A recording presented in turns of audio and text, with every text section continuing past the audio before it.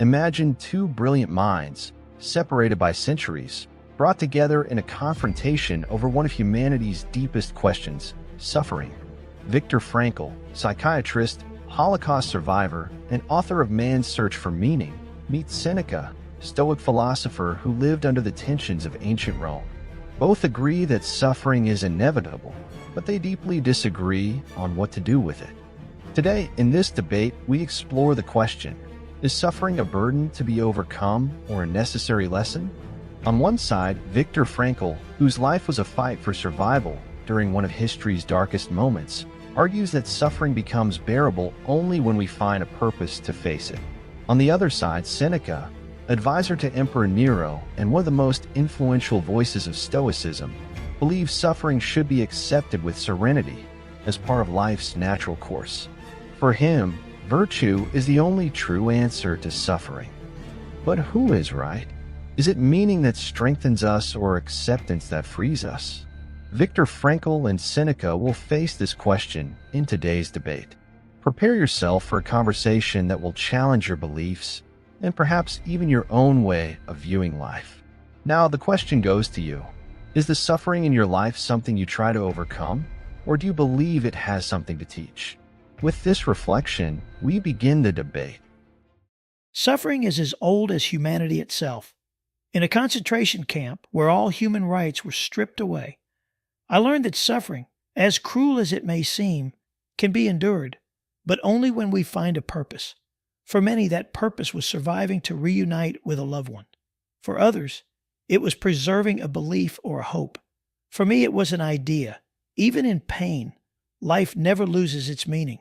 The moment you find meaning, even suffering transforms into something you can overcome. Frankl, your perspective is admirable, but suffering does not demand meaning. It simply is. Pain does not ask what we think of it. It comes and tests us. The Stoic does not seek purpose in suffering, but accepts its inevitability. Why insist on finding meaning in something as natural as rain or wind? If you can face suffering with serenity, it loses its power over you. It is not meaning that strengthens us, but virtue, the ability to face anything without being shaken.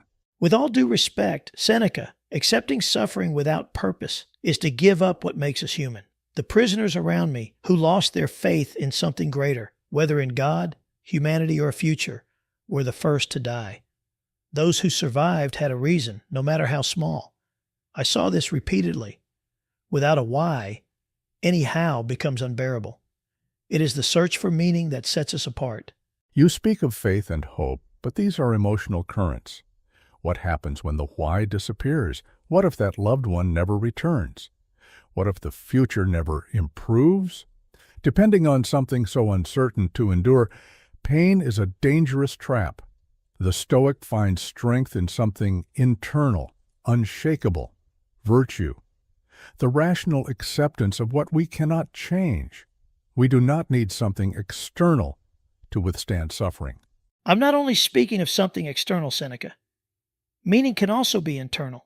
Even in the Holocaust, where humanity was stripped of dignity, I saw men find strength in simple things.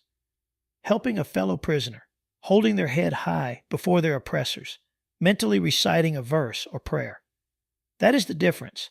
Meaning doesn't have to be grand, but it does need to exist. And yet, even the smallest sense of purpose is a narrative you choose to tell yourself. I do not deny that it can be useful, but is it enough? What is more powerful, a story that can crumble, or virtue, which remains constant regardless of circumstances? Pain is a natural part of existence. Accepting it as such is more liberating than chasing a purpose that may never be achieved. You speak of acceptance as though it is enough to save us. But acceptance without meaning is not freedom. It is resignation. Resignation is the path to despair. That is why I believe that without a goal to pursue, life loses its luster, even for the most virtuous of men. And I believe that by relying on meaning, you bind yourself to something outside of your control. If the purpose is lost, what remains? Virtue resides within us. It cannot be stolen by any circumstance. This is why Stoics do not depend on external narratives, but on inner strength. Perhaps, Seneca, virtue and meaning are not as distant as they seem. After all, is not virtue itself a kind of purpose? Could this not be a way of finding meaning in suffering as a test of our character? That is possible, Frankl. But the difference lies in dependence. While you seek a purpose to endure, I accept pain as a natural test of who I am. Our divergence lies in what keeps us standing, not in the fact that we stand. Suffering is inevitable. It transcends cultures, historical periods, and human experiences, but there is a crucial difference between enduring it and being destroyed by it. What makes that difference? Purpose. In Auschwitz, where humanity was reduced to nothing, I saw men find the strength to live one more day simply because they believed something awaited them: a child, a spouse, an ideal. Those without such purpose withered faster than hunger or disease could claim them. I say this with the conviction of someone who has seen the abyss up close. It is not suffering that destroys us, but the lack of meaning to endure it. Frankl, you speak with the power of experience, but also with the passion of one tied to what is external. And that is where I disagree. As you said, suffering is inevitable, but it does not demand a purpose. It does not ask for permission to exist, nor does it depend on explanations. Suffering simply is. The difference lies in how we face it. The Stoic does not seek complex meanings or external purposes. We face pain with serenity because we understand it as a natural part of life. If your mind is prepared to accept what comes, nothing can truly harm you. Virtue and reason, these are the only tools we need.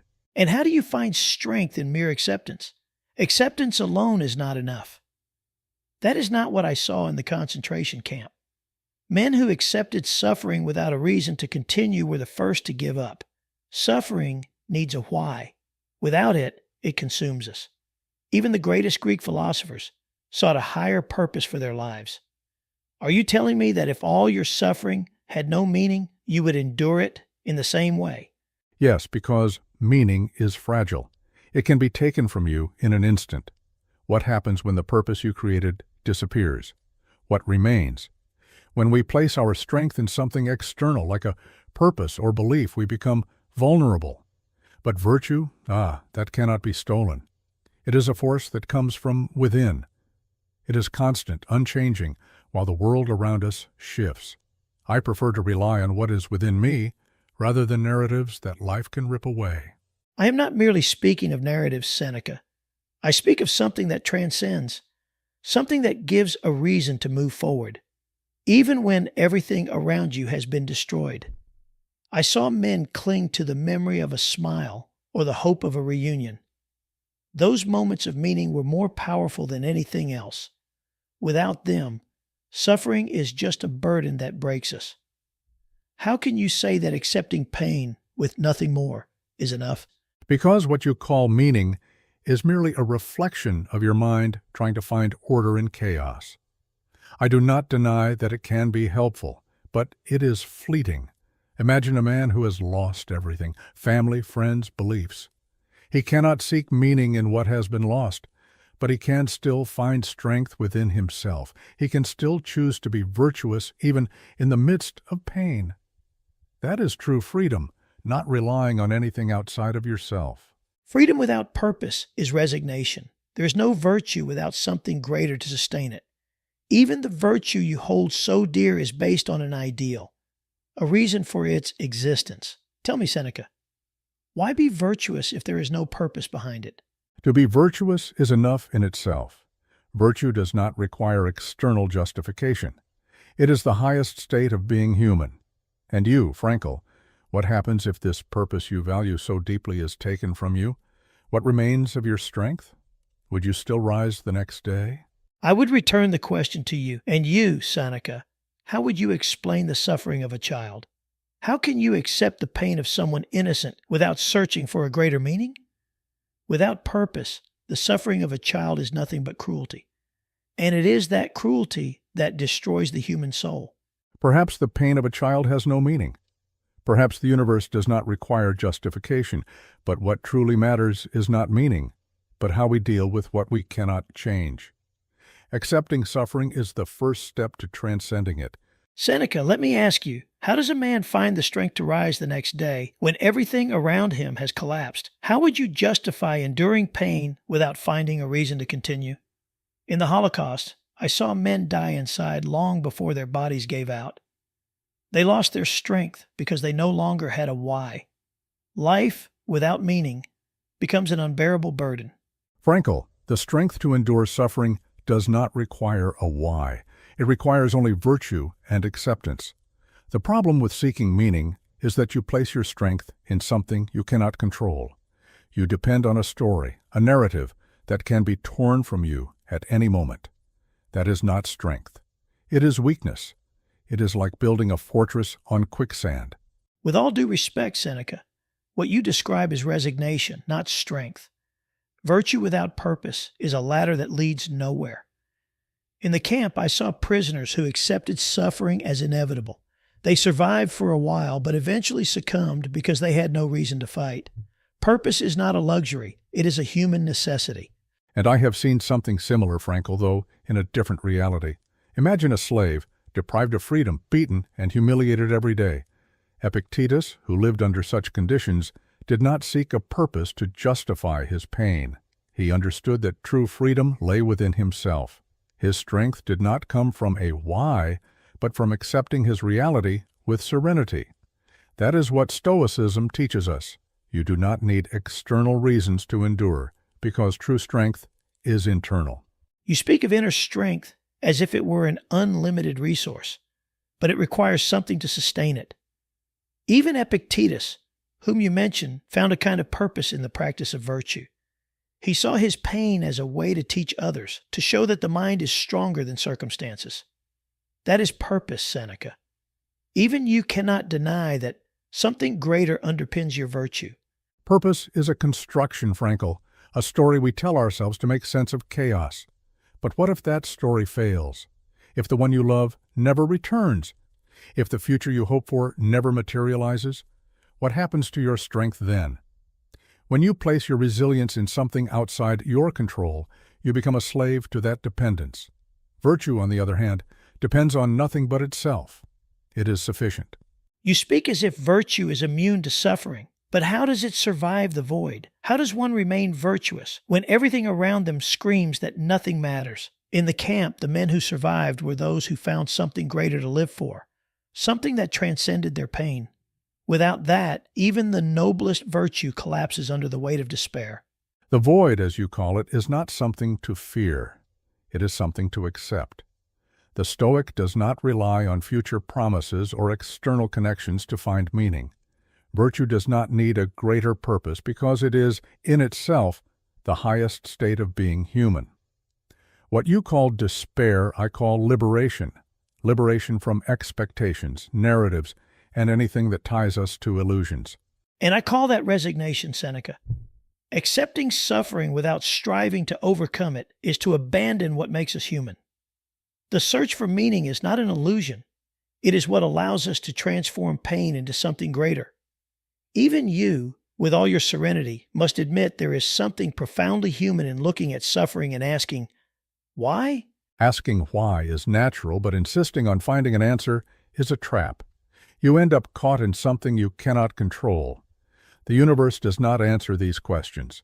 It simply exists, indifferent to our pain. True freedom lies in accepting that, not seeking meaning in suffering, but accepting it as part of who we are. That is how we become unshakable. And that is where we disagree, Seneca. Because to me, acceptance without purpose is not freedom. It is surrender. Man needs to believe there is something more. It doesn't have to be grand or eternal, but it must be enough to keep him going. Purpose is what transforms suffering from something cruel into something bearable. And what if that purpose fails, Frankl? What do you do when the meaning you have constructed collapses? Without virtue, without acceptance, you are left with nothing. I say this: accept suffering as inevitable and find strength in your ability to face it, not in the reason you believe you must face it. That is the difference between being free and being dependent. Seneca, your perspective may seem logical, but it fails to confront the most devastating reality of suffering. How would you justify the pain of an innocent child, A child who does not understand the concept of virtue, who cannot accept pain as part of existence? For them, pain is nothing but cruelty, meaningless. How can Stoicism explain or alleviate this reality without a greater purpose? Frankl, the suffering of a child is perhaps the most difficult example to accept. But my response remains the same. The universe is neither just nor unjust. It simply is. The pain of a child does not demand explanations. It does not require justification to exist. We, as adults, can see that pain and choose how we respond to it. The value of suffering is not in its reason for being, but in how it shapes those who face it directly or indirectly. So you would simply accept it? You would look at the suffering of a child and say it doesn't matter, that there's no why. To me, that would be a moral failure. I saw children in the camps, Seneca. I saw the light leave their eyes. And what kept me standing was believing that somehow that suffering was not in vain, that there was something greater that gave meaning to that horror. Without that belief, everything would be empty. I do not say that suffering doesn't matter, Frankl, but I do not believe it requires a why to teach us something. Take Epictetus, a slave who lived under constant pain and humiliation. He did not seek meaning in his condition. Instead, he accepted his reality and found freedom in what no one could take from him, his mind. He transcended his suffering, not by asking why, but by deciding how to respond to it. That is true strength. Epictetus is an admirable example, but even he found purpose in his resistance. He used his suffering as a lesson for others, as a way to prove that the mind is stronger than circumstances. That is purpose, Seneca, even if you call it something else. In the camp, I met a man who found strength in the simple act of sharing a piece of bread with another prisoner. That small gesture gave meaning to his existence. It was what kept him alive. Without purpose, he would have given up. And what if that man's purpose had failed? What if, in attempting to share his bread, he was punished or killed? Virtue, Frankl, does not depend on external circumstances. That is why it is the only true answer to suffering. When you place your strength in something outside yourself, whether a gesture, a belief, or a hope, you make yourself vulnerable. But when your strength comes from within, like virtue, nothing can take it away. But Seneca, the virtue you champion is also a kind of purpose. The pursuit of virtue is itself a goal, a reason to continue.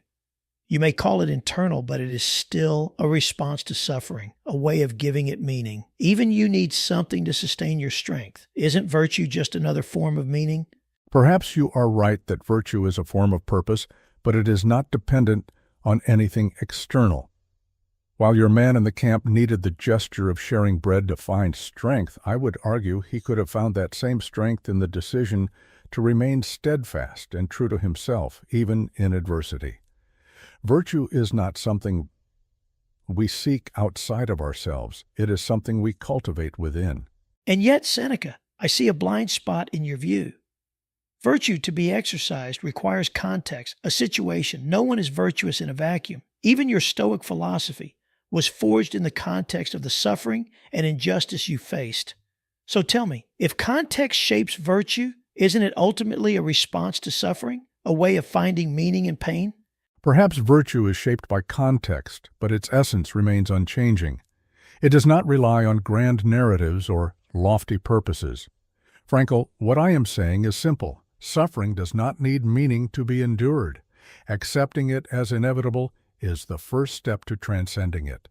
Epictetus did not need to justify his pain. He simply chose how to face it. And it is that choice, that inner freedom, which defines who we are.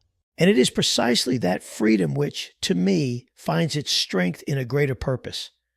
Because Seneca, without something that connects us to the world, without something that gives our pain meaning, inner freedom can become a prison.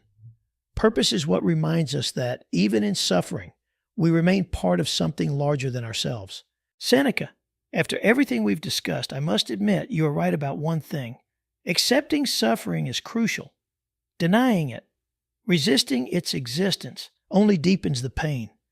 But accepting pain is merely the first step. For me, it has never been enough. Finding meaning in pain is what lifts us above it. It is what transforms us. And I acknowledge, Frankl, that meaning can have its value. It gives strength to some, offers hope to others. But in the end, it is something constructed by our minds. It can be destroyed, lost, or betrayed by circumstances. That is why I believe virtue and acceptance are more universal. Meaning is temporary. Virtue is eternal.